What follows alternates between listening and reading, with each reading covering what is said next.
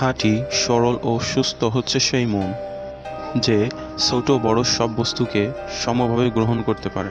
গৌরবময় জীবনের একটি মুহূর্ত সাধারণ জীবনের বিরাট অংশ হতে অনেক বেশি মূল্যবান।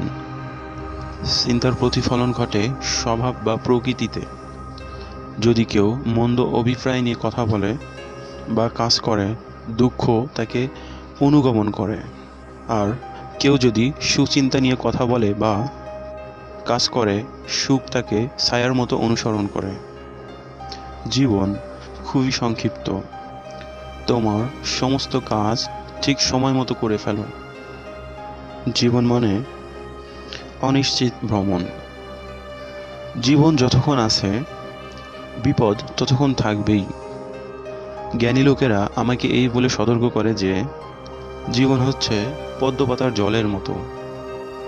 জীবনকে যদি তুমি ভালোবাসো তাহলে সময়ের অপচয় করো না, কেননা জীবনটা সময়ের সমষ্টি দ্বারা সৃষ্টি।